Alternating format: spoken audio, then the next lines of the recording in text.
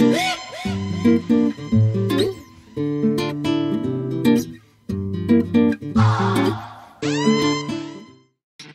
guys, and welcome to another episode of Costa Rica Crypto. I'm super excited today because I'm speaking to one of the founders of the projects. One of the projects that I really like. It's something I've done another video about, and it's something that I'm really excited about. So I want you guys to give a kind welcome to Jarib from Horuspay. And today we're going to take some time and we're going to kind of discuss the project, what Horuspay is all about, some of the new developments, and then kind of the future of the project. So welcome, Jarib. I'm super stoked to have you here, man. Thanks so much for taking the time to come down and chat. Thank you. Pleasure to be here with you, man. Wanted to tell you that I was very impressed with the first video that you did about Horuspay and your understanding about the project. And then I'm super happy to answer some of those questions that the community have and take some time to sort of like dig down on the token model, and I'm planning to release some new information on this interview. So for your viewers to have a better understanding of what this project is headed to. I love it, man. That's awesome. Yeah, it was funny because I didn't talk to you before I did that video. I did that video because I thought the project was cool. It was like this, the ability to be able to pay in crypto is huge. And as we kind of discussed, it's been done before, but never has it been so accomplishable as it will be as the first to market on EOS. So I think that's something that I want to dig into a little bit. And I'm super glad that I kind of get like a little bit of an exclusive here with you. So that'll be fun as well. But I guess kind of before we kick this thing off, Jarib, I think some of the people just kind of want to know like a little bit about you. How did you enter in this space? How did you end up starting Horuspay, and kind of like what's your background and where did you come from? All right. Awesome question. So I've been watching crypto from the sidelines since 2014 when I learned about Bitcoin. I never got into it because I was in the finance field, understanding about the big powers and knowing that, always thinking, oh, this thing is going to get crushed. Anytime, and it never did. It will always come back up, and I'm like, "What is happening here? This is amazing."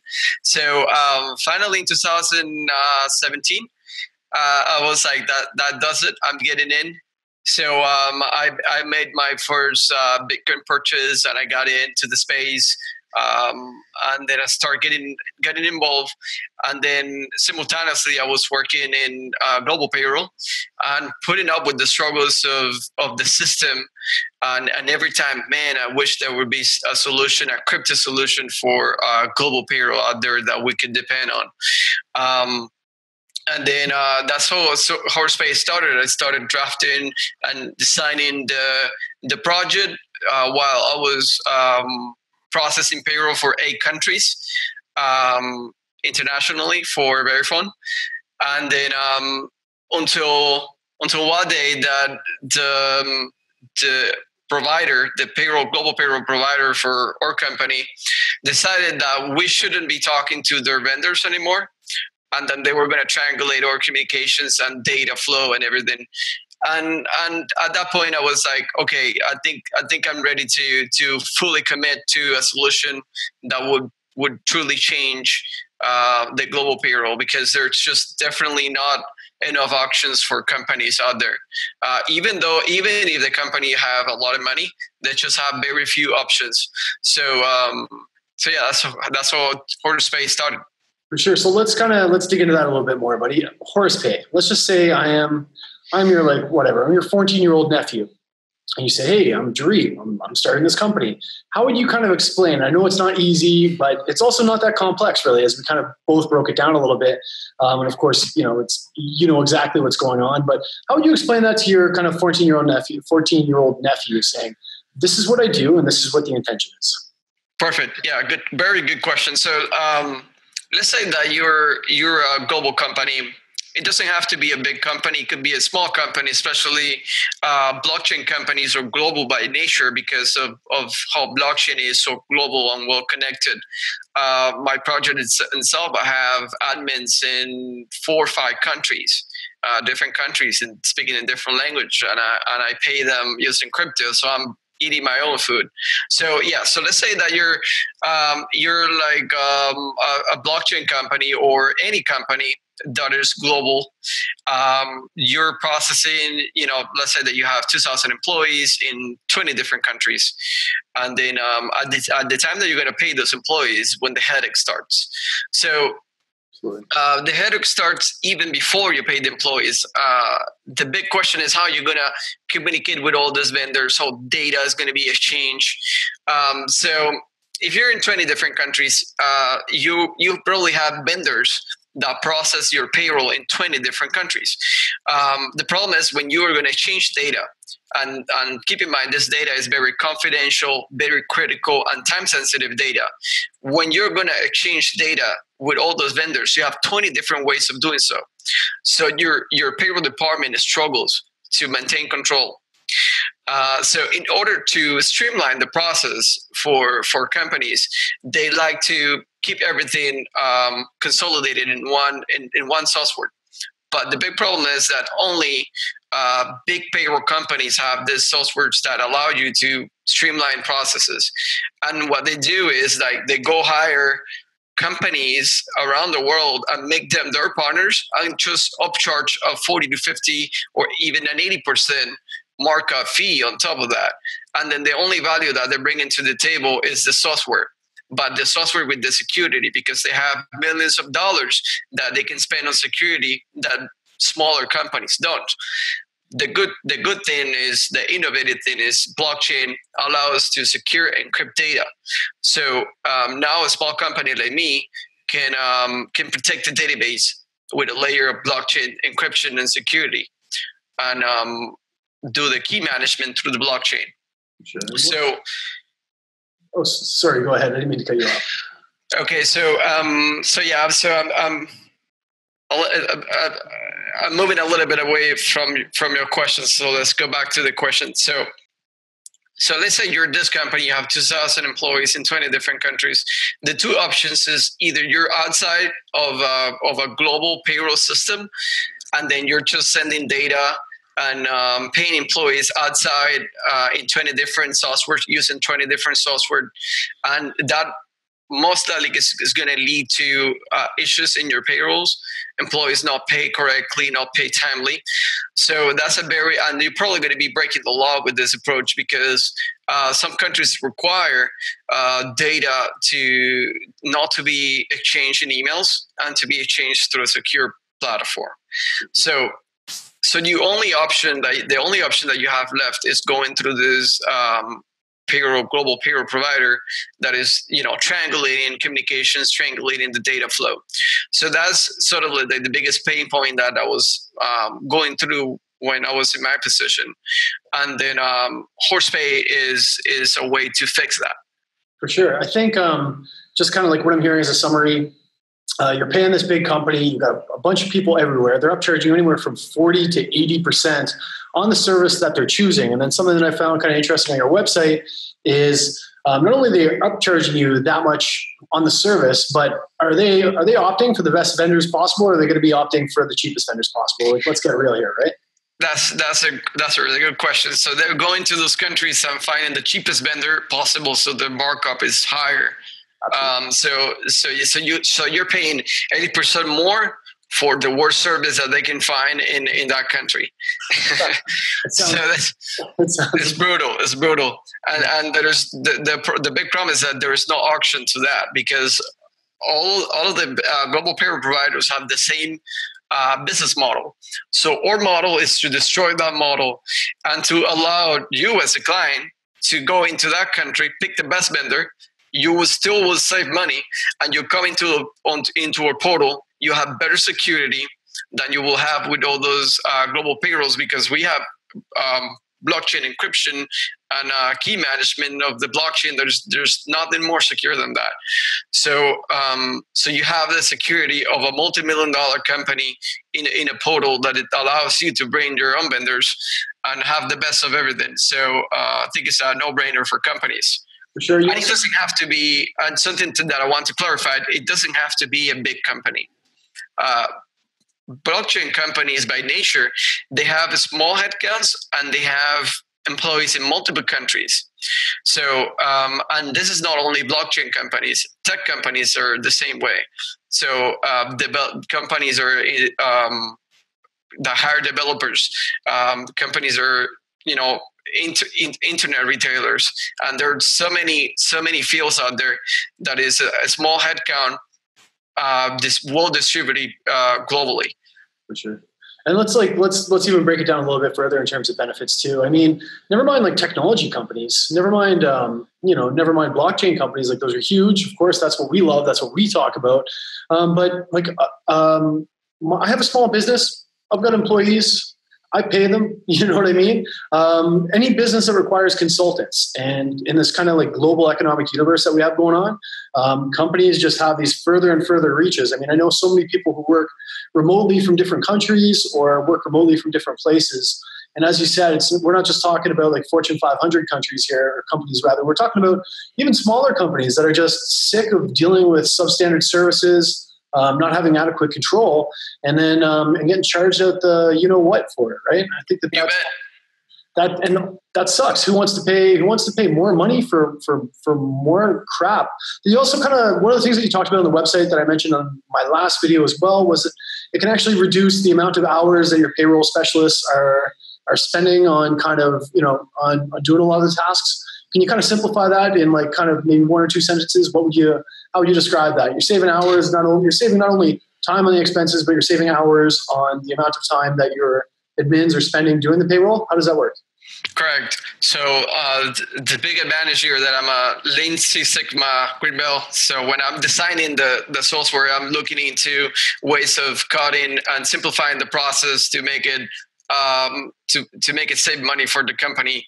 So one thing is that without a global payroll software, your payroll specialist is left with 20 different ways of preparing data, and that's going to lead to then being able to either process less countries at the same time, or then making a lot of mistakes that is going to lead to reprocess, and it's going to be more expensive, at the end.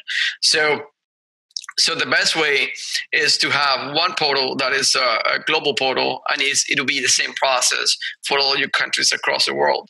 That allows you to save time. Now, one way that we're saving time is with the data flow. So instead of preparing data manually and uploading the data into the payroll portal, and that's how this is the model that all the rest of the global companies are doing right now. We're going to change that, and we're going to allow your human capital management system, that is your HR database in your company, to send data directly into our portal via API. And so, yes, it's super good. So our portal would interpret that data and make it visible to your payroll in-country payroll provider. So for that, we will set up sort of like an input-based tool that will interpret the data and make it visible, and that will be a standard by region. The biggest problem that global payroll companies have with this is that they're trying to make it fit one input data for all countries across the world, and that's impossible because every region have different ways of different data. Different data types. For example, Mexico doesn't have one social security, have two social securities. So there are also two identification numbers that behave differently. One is the social security, and another is an identification number. But both of them are required. So if you're trying to fit in a format for US, your data that you're going to utilize in Mexico is not going to work.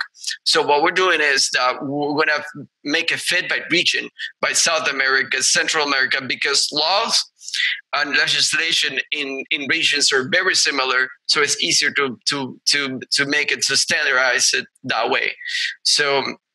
So yeah, this is probably phase 2 of the portal. We're going to start less ambitious.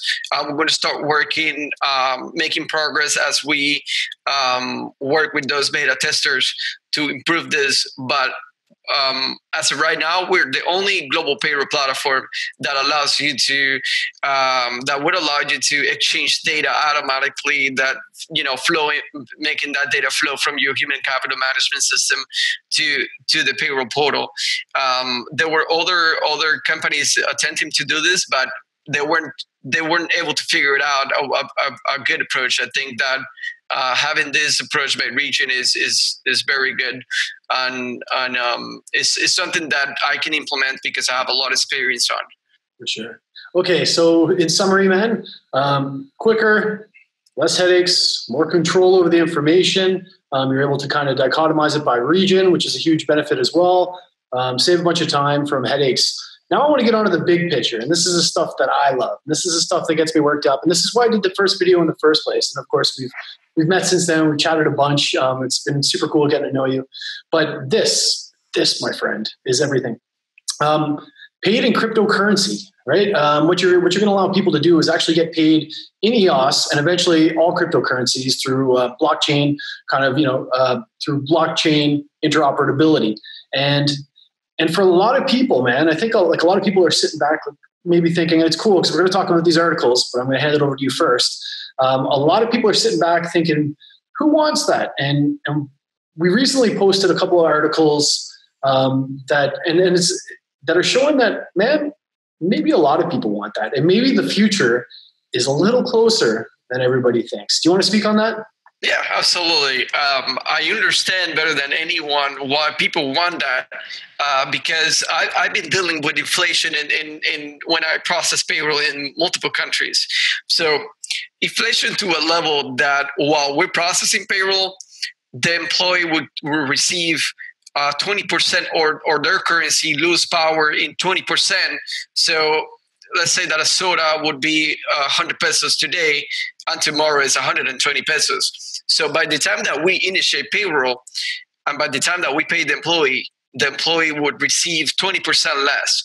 So we sort of like don't understand that because in the U.S. we have a very strong currency, but in South America, another part of the world, these currencies don't have the same are not as strong. And then what happens is that when those currencies they lose purchasing power, they usually don't gain the purchasing power back.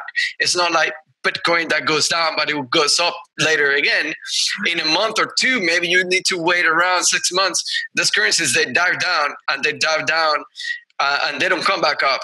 So the soda will be 120 pesos today, 150 in 2 months, and 200 later, and you just receive less and less for the time that you work in a company. So that's why people around the world are so excited about a payroll solution that would allow them to get paid in cryptocurrency. And our mission is to eventually reduce that volatility. And that's something that I will talk about later with the Horus dollar and how we're going to do that. But if we can solve that problem, the volatility problem, we're very bullish on how well this is going to be received around the world. I have to agree with you too. And one of the things that I think is cool is it's such a new space right now in particular. Like, of course, things are volatile, but as you said, you've got a solution worked out that we're going to talk about in a little bit. But I think that as adoption comes, they're going to become less volatile. And right now, I mean, if I could get paid in EOS, then that would be amazing. But never mind just getting paid in EOS, right? A lot of these people are working hard and they're getting their salaries.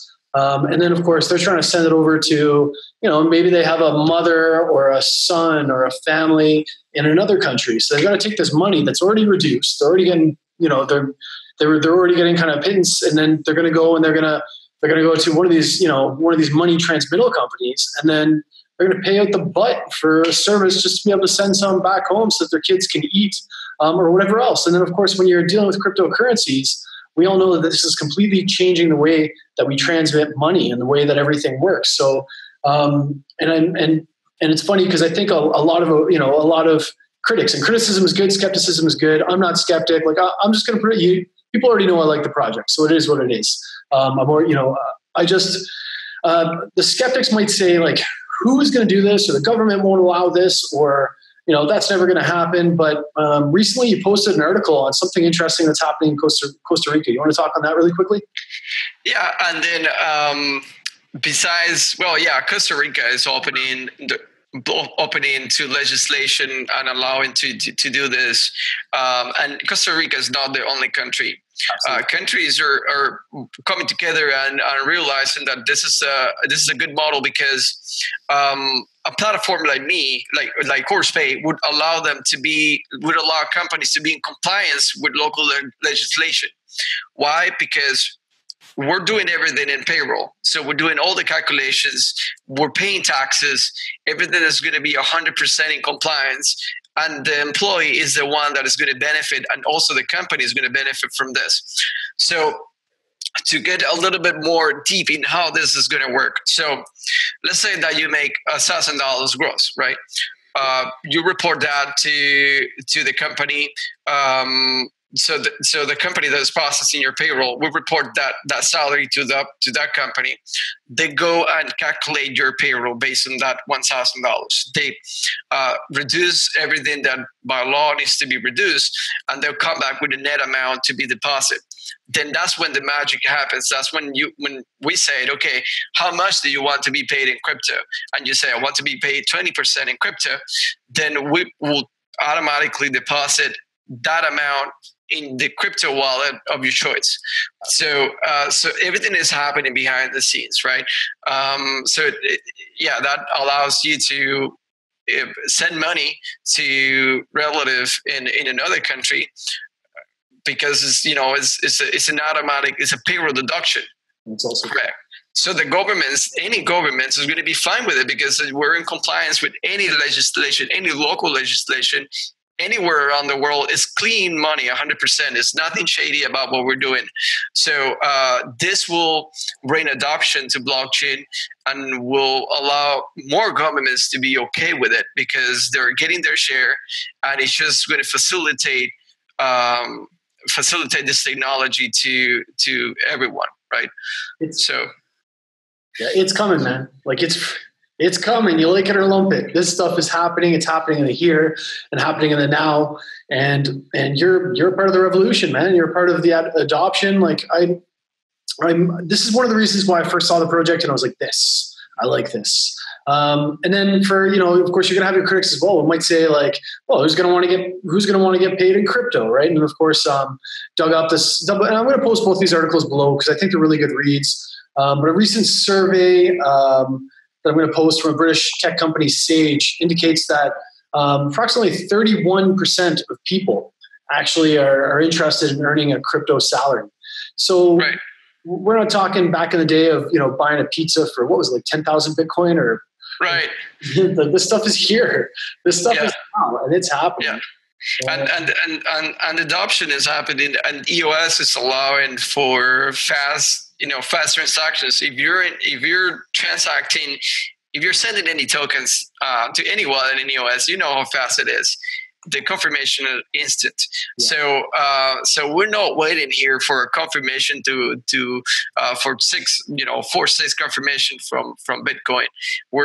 It's just going to be instant.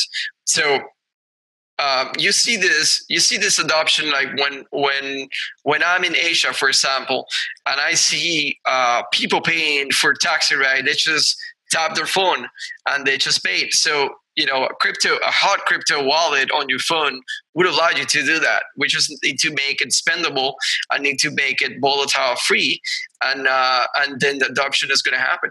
Yeah, it's and that's what I love, man. I think I think it's scary how quickly it's happening, because EOS, like I've been in the crypto space for a little while. Like I'm not going to sit here and act like I'm I'm one of the originals, because I'm not even really like a tech guy. I just think that the way that money moves and the way that electronic money is making a huge movement in the world is fascinating. But people want it, and people want it now. It's like it's coming around the corner, and you're part of the revolution, man. So I want to give you a little pat in the back for that. I guess we kind of talked about some of the benefits, faster, easier transmission of money, eliminating currency barriers, being able to transmit money seamlessly around the world, less work, all that kind of stuff. You recently talked about something on Telegram that I've been following really, really closely, and that refers to the Horus utility token. So once again, as always, I'm going to ask you to break it down like I'm your 12-year-old nephew or 14-year-old nephew. How could you describe what the Horus utility token is and kind of how that plays into the whole plan? Great question. This is something that people have a lot of question about, and I'm glad that you bring it up because I have the opportunity to clear those questions. So the Horuspay have three different utilities. So number one utility is an access token. It's a way for us to control who has a token and who gets access to the portal. So think of it as a key to an apartment, right? Okay. So you have this key that allows you access to the apartment, right? That's the utility number one. So each token represents one employee in the company. So you have to have as many tokens minimum as many employees you have on the company. Right. So that's utility number one, because we're doing the key management. We're protecting the database with blockchain, and we're doing the key management using blockchain and using our token. So we're securing the platform, the database, with blockchain encryption, and the key allows you to access that database, right? Yeah. So that's utility number one. Utility number two, there is a strong relation between the amount of data that you consume in a payroll portal as the amount of employees that you have. So what we did is we pegged an X amount of data to each token. So each token represents an X amount of data on our portal. So that's utility number two, that if you determine how much data you're going to consume, you may need more tokens than what you have, or you may not. So the tokens, let's say that we're thinking into giving the entire portal 1,200 gigabytes of data. So those 1,200 gigabytes will be distributed to token holders, and now you have you have one. What is it? I think I did the math. It's 1 kilobyte per token that is guaranteed for you. So that's utility number two. The token represents data in our portal, right? Like RAM on EOS, right? Correct. It's like RAM on EOS. Yeah. So yes.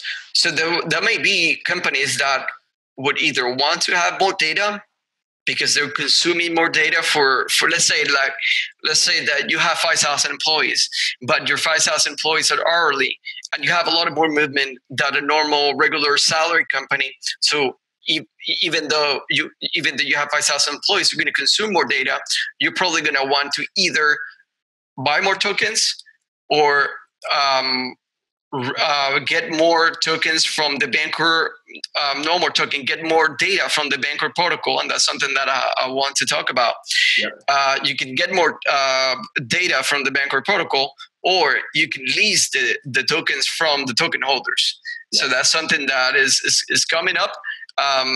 It's not on the beginning because I don't see a need for it right away, but it's going to come a time where the tokens are very expensive, and then people are going to want to, these companies are going to want to use our system, and they're going to go and say, okay, we can't afford to buy the token, but we can lease it from the people that have the token, and they get access to the portal, and it still will be way cheaper than the regular payroll company out there.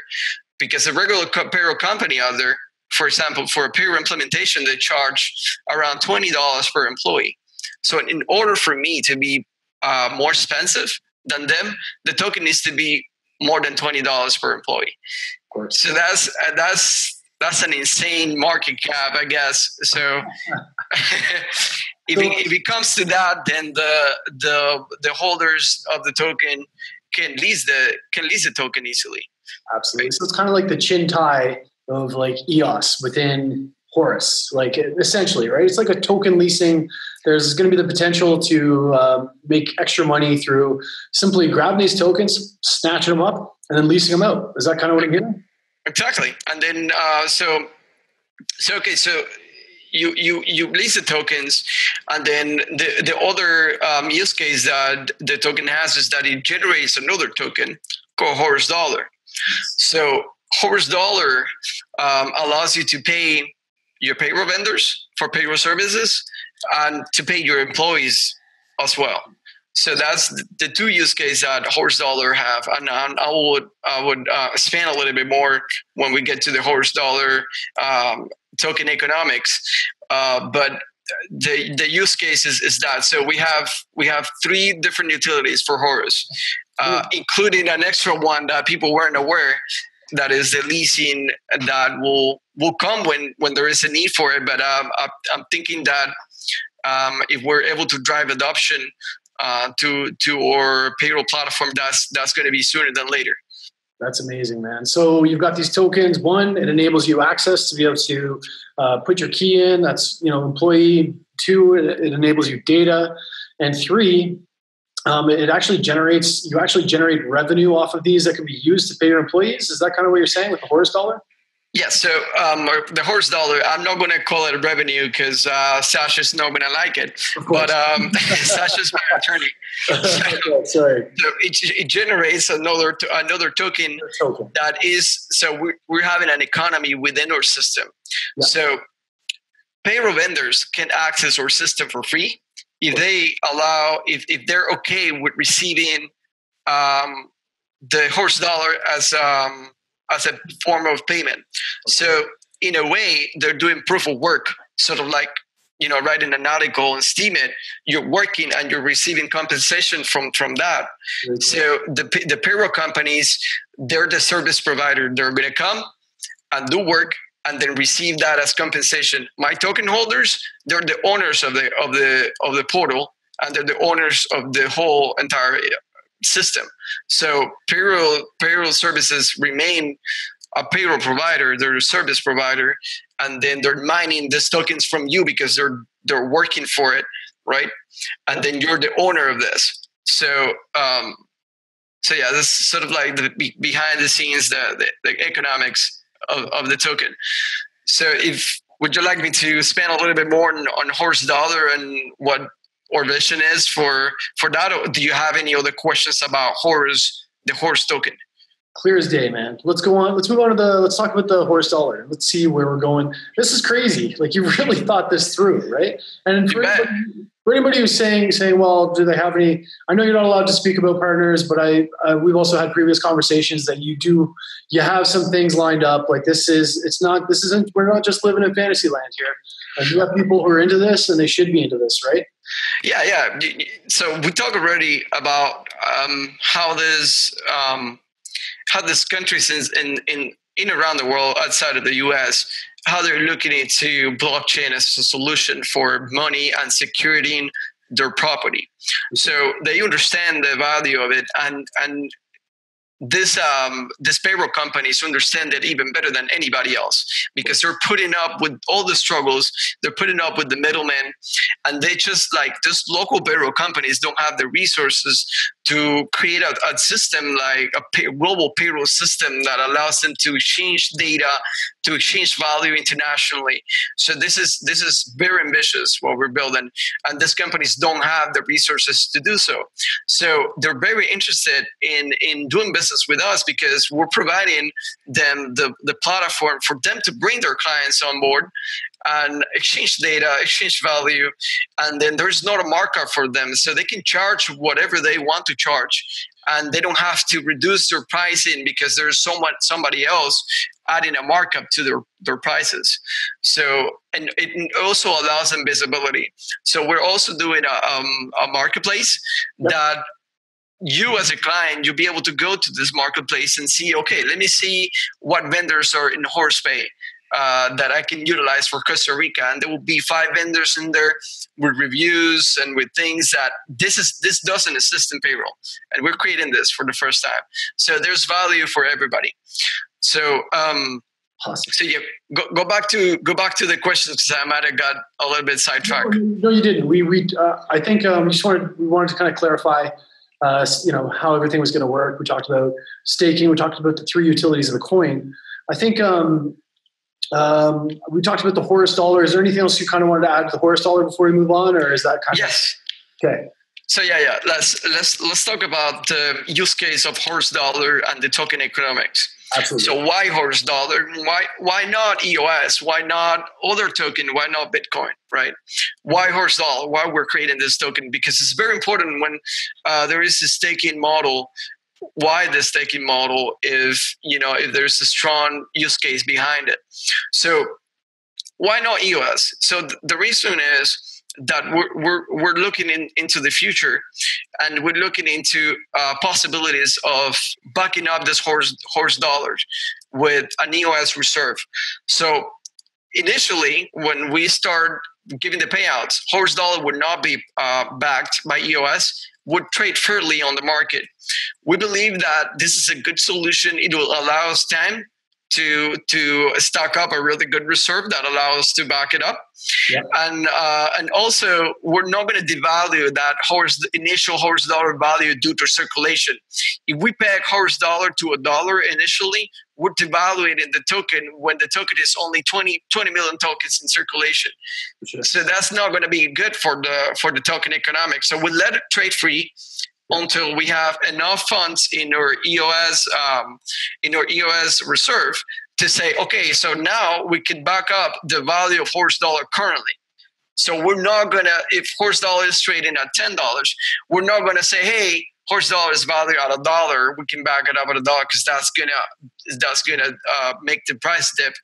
We're gonna wait until we can back it up with our reserve at the current value, or either horse dollar tanks, and then we have the reserve ready, and we say, okay, so from now on, horse dollar is backed by EOS. So the idea is for us to create a smart contract with a public EOS reserve that allows us to back up the horse dollar value. Peg eventually at $1 or even more, depending on our reserve and depending on the value of the horse dollar at the time that we decide to, hey, let's turn the switch on. So the idea is because the reason why is because we want to secure the money transmission. We want to ensure that your employer, when he pays you today $1,000, tomorrow is going to be $1,000, right? So it needs to be a stable. It can be volatile. It needs to be a stable, and even if it fluctuates a little bit slowly, it needs to be stable. It can be, today is $1, tomorrow is 50 cents. So we're going to have a big enough reserve that will allow the system to, even if we're in a dip, even if it dips 80% down, still the value that we're saying it is. So, and then this reserve will be audible, public, and then you'll be able to engage with this reserve through a smart contract. Let's say that you have 100 horse dollar and you want to get the EOS out that is pegged with your $100. So you can engage with this EOS reserve via smart contract and get the money out. However, we're going to put a time window on this because we don't want day traders to be messing up with the reserve. The reserve is to protect horse dollars. It's not to be trading daily trading. We want it to serve the purpose that we're building it for. So there's going to be a time delay on the smart contract. It will pay you 10% a day until the 10 days that you get the full amount, because we don't want people to be daily trading this and then messing up with the reserve. We want the reserve to be symbolic. We want to allow you to engage with it because it really helps and you feel secure about it, because there's a code, there's a smart contract that is out there, and then you can't mess with it, right? Yeah. So that's the idea, is to provide us a secure way to transmit money internationally, remove volatility, and that's the use case of horse dollars. So what questions do you have so far? Well, here's kind of what I'm thinking. Like, I know a lot of guys are getting excited because there's an opportunity right now to be able to stake, right? I've heard, and once again, like, I'm not a financial advisor or whatever, but I'm really active in Telegram, and there's a lot of people who are very interested in what you're doing, and very interested in purchasing Horus in order to stake them right now. And that's basically boils down to the kind of the return, the return that you're speaking about that you'll get until such a time where the reserve kind of funds itself. Am I right? And how does that? Do you want to talk about how that works? So can you repeat the question? I might be able to, but I might not. I guess what I'm saying is that a lot of people are getting really excited because they're able to stake. They're able to stake their Horus, and they're able to make a passive income, right, based on the amount that they're staking. So, if you want to elaborate on that, we can elaborate on that. And if you're kind of good with that, and then dragging people into your Telegram group to kind of find out what that's all about, then I'm happy to do that too. Yes. So, disclaimer, because I know Sasha's going to love me for saying this. I want to make sure that we're not considered a security. Exactly. So in order to protect our company, we're registered in the US. Absolutely. In order to protect our company and protect our token holders from us getting a disease order, I want to make sure that, I put emphasis on we're not going to guarantee the value. This is a project, is an experiment. We're going to discover this together. The value of a Horus dollar is an utility within the portal itself, because this payroll vendors are going to come in and are going to be required to acquire Horus dollars as a form of payment. So there's value alone just itself, just by that, without the US reserve, without any of those solutions. Those solutions, we're bringing them to the table because we need a stable currency in the US to send value overseas. But I don't want people to think, I'm just going to make a crazy amount of money investment. Yeah. There is this value that is within the portal that in itself by our utility have value, right? Sure. So just wanted to get that clear. But yeah, it's very attractive to go ahead and lock 1 million tokens and stake them, and then have all this Horus dollar that you can spend it. And our ambition is to pay employees around the world with Horus dollars and make it spendable, because if it doesn't fluctuate, if it doesn't go up, so why people don't like to spend Bitcoin? People don't like to spend Bitcoin because today is 7,000, but it could be 10,000 tomorrow. So you don't want to let it go. It's an investment. Horus dollar is an expendable token. Yeah. People want to spend it because they know that it's not going to be $100 tomorrow. They know that the value will grow with the reserve slowly. For sure. Surely, but slowly, right? And it's not going to be 100% up in 24 days. So people would want to spend it. And that's what we want. We want people spending cryptocurrency, using it for transaction, and then hold value and not be like the Argentina peso that tomorrow is 20% down. It's something that you hold, you can spend it, right? And you feel good about that purchasing power because it's backed by a smart contract that is open source, that is public, you see it, so that's our ambition. That's beautiful, man. I'm sorry, I don't mean to get you in hot water, okay? And once again, I think no. It's important to reiterate that everything that we're talking about is speculative, right? And it's contingent, of course, on the project going well, but it sounds like you've got some moving parts in the background, and it sounds like you've got some things thought out. It sounds like you're filling a demand that needs to be filled, and I like it. So I completely get what you're saying. Sorry, Sasha. Not trying to. It's okay. It's okay. It's my duty to clarify it, because we want to protect ourselves and also you guys from us, being eliminated by the government. Yeah. So the good thing is about Horus dollar is going to be it's going to be backed by a code. This is decentralized 100%. We're creating the codes, we're writing the codes, but we're not going to guarantee anything. We're just going to make it all work automatically, right? And this is decentralized. So no government can come in and destroy the reserve, because they're going to have to shut down the US network to do that. So yeah, that's the the most exciting thing, that this time is new, and we're getting control. We're gaining control. We're getting our control back. So I love it, man. And not only that, but you're enabling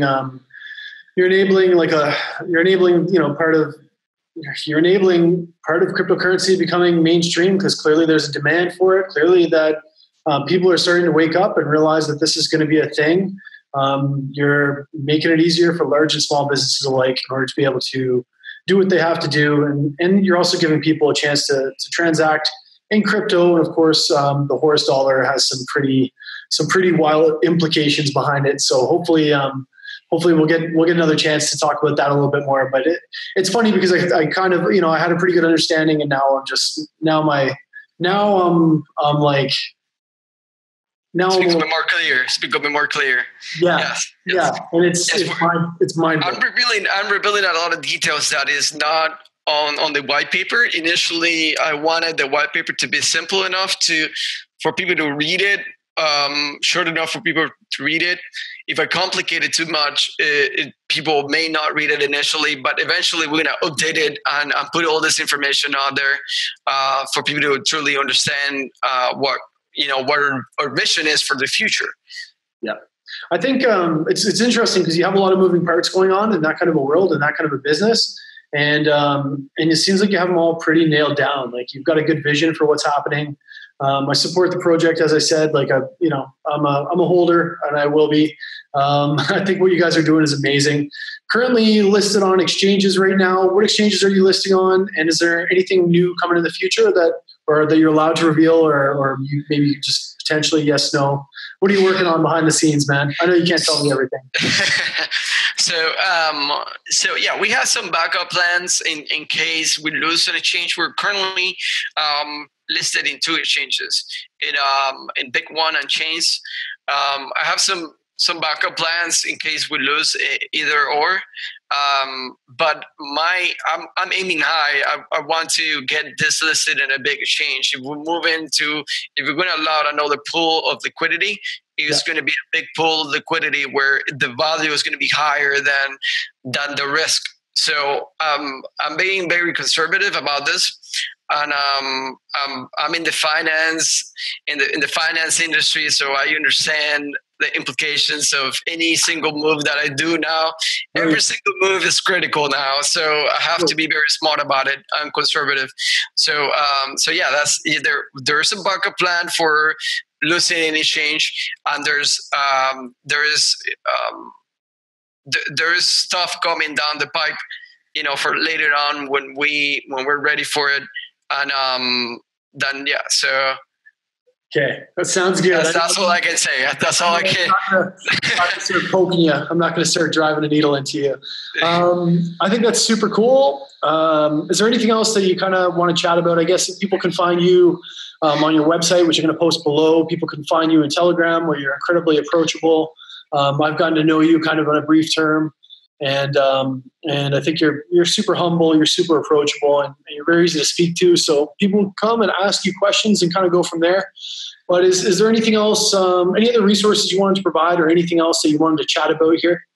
So yeah, I'm very easy to reach. I want people to challenge me, because now is the time for me to make changes. So if you want to challenge me, bring it on. I'm open for it in a good way, because we're designing this together, and this is for you guys. This is our solution for you. That's why I airdropped the token. I didn't do an ICO. I airdropped it because I want this for the people. So I want people to challenge me. So if you're out there and you have questions, bring them on. Come to my Telegram. I'm very approachable. I don't take anything personal. And if there's any good observation that I can change now, I'm all for it. So, that's one thing. The other thing is that I wanted to touch base. I think we'd skip a little bit about the Bancor protocol. Yes, we did. Sorry.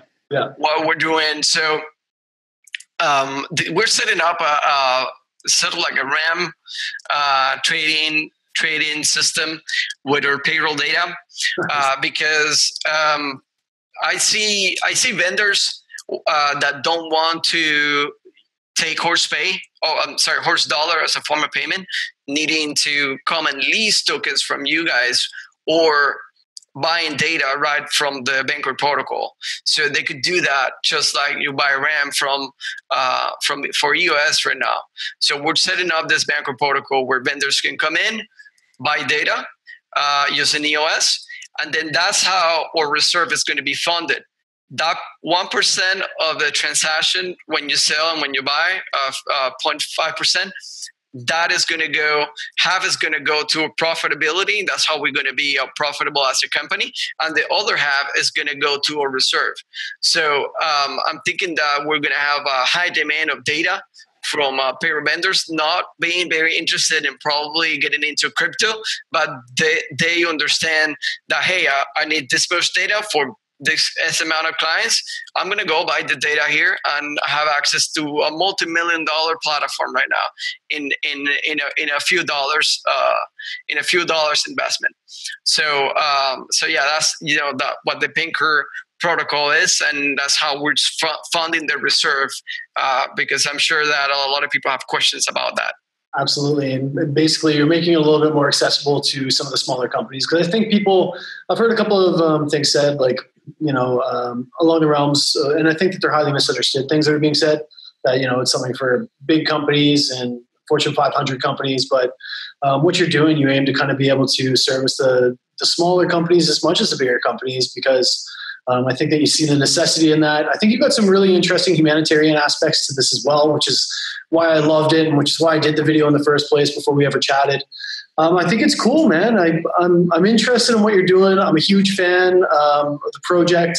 I think you're super humble. And as Jarib says, if you have any questions, go in there, knock down his door. He's one of the most approachable people that you'll meet out there, and just a super cool guy. So I just want to thank you, Jarib, for coming on today and just having a chat. If you can explain this to me, you can explain this to anybody. So it makes a lot of sense. And let's get real here. It's not a simple subject, but I think that was pretty. I think that was pretty digestible. So I just, once again, man, super excited to see what happens with you guys in the future. And just thanks for coming out and chatting today. And I hope that we can kind of do it more as developments arise. You bet. Thank you so much for having me, Matt. Yeah, a pleasure, my friend. And we'll talk to you soon. You have a great day, okay? You too. Bye. Bye.